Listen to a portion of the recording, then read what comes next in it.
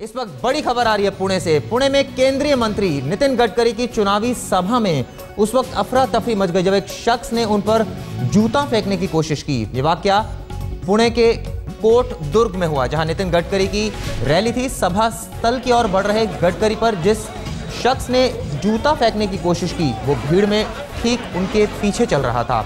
इस घटना के बाद बीजेपी कार्यकर्ताओं ने आरोपी शख्स को धर दबोचा और फिर उसकी जमकर धुनाई की। जी हां, बड़ी खबर पुणे से, गडकरी के ऊपर जूता फेंकने की कोशिश। पुणे में वाकया हुआ कोट दुर्ग में, जहां एक शख्स ने उन पर जूता फेंकने की कोशिश की।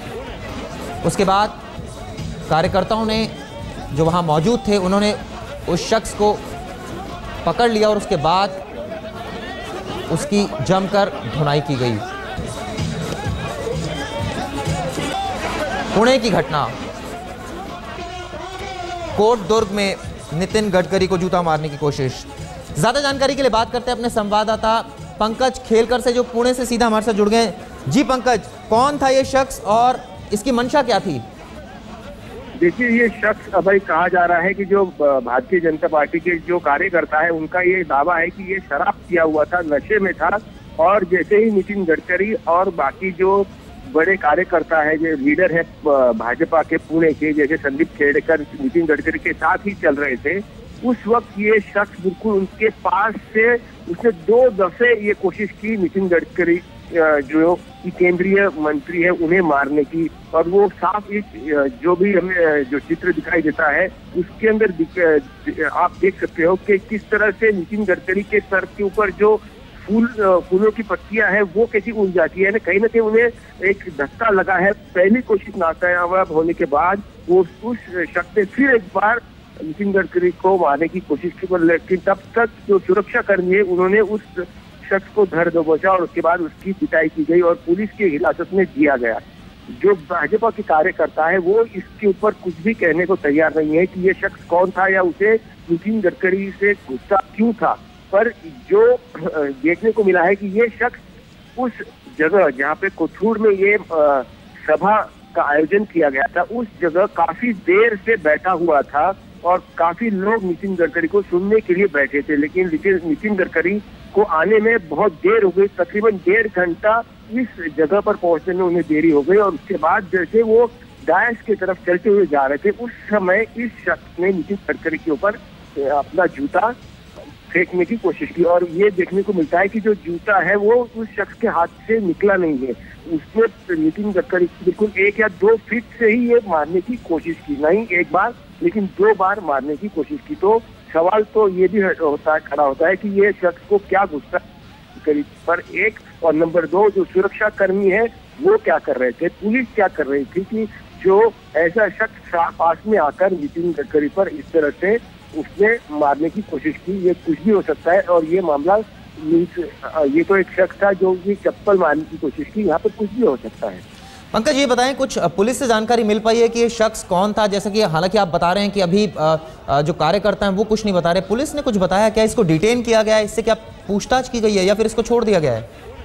अभी तो इसको हिरासत में रखा गया है और जो पता चल रहा है कि एक मध्यम वर्गीय ये शख्स है और नशे में धुत है ऐसा कहा जा रहा है, लेकिन जो मेडिकल जांच होगी उसके बाद पता चलेगा, क्योंकि अभी हिरासत में लिया है तो इसकी जो कानूनी कार्रवाई है वो जरूर होगी और जो मेडिकल जांच से पता चलेगा क्या वाकई में ये शराब पिया हुआ था और इसके पीछे की मंशा क्या है।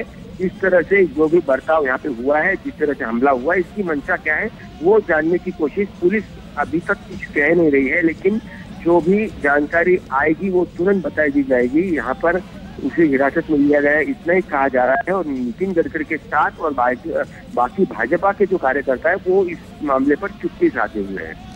लेकिन पंकज, एक बात है कि जिस तरह से हमला किया गया है, जाहिर तौर पर सुरक्षा में इसको चूक कहा जाएगा। हालांकि बाद में जब ये शख्स फेंकने की कोशिश कर रहा था इसको पकड़ लिया गया, लेकिन ये शख्स वहां तक पहुंचा जरूर और इसने कोशिश पूरी की फेंकने की।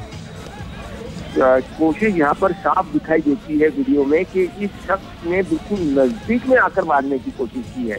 अब वाकई में नितिन गडकरी जी को ये जूता लगा है या नहीं ये कह नहीं सकते, क्योंकि जो कहा जा रहा है कि उन्हें नहीं लगा, सुरक्षा कर्मी ने बचा लिया, लेकिन उनके सर के ऊपर के जो फूल दिखाई दे रहे हैं वो उड़ उड़ते हुए दिखाई दे रहे हैं या वो वहां से हिले हुए दिखाई दे रहे हैं। तो नितिन गडकरी जो धक्का उन्हें लगा है इस शख्स का या पीछे का सुरक्षा कर्मी का, नितिन गडकरी सामने धकेले हुए दिखाई दे रहे हैं। शायद सुरक्षा कर्मी ने उन्हें बचा लिया है क्योंकि उसने पहले देख लिया हो कि ये ऐसा शख्स आकर मारने की कोशिश कर रहा है।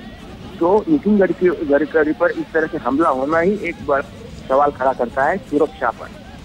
लेकिन पंकज, जिस तरह से हमला हुआ है, ऐसे कई जो राजनेता हैं बीजेपी के सीनियर, महाराष्ट्र में भी इनफैक्ट ये कहा जाएगा नरेंद्र मोदी की भी इस तरह से रैली होंगी आगे, और हुई भी है, हरियाणा में भी हुई। तो ऐसे में पूरा देखा जाए तो सिक्योरिटी लेकर चलते हैं नेता, और इस तरह की अगर ये हरकत होगी तो जाहिर तौर पर ये आने वाले समय में नेताओं के लिए इसमें दिक्कत हो सकती है।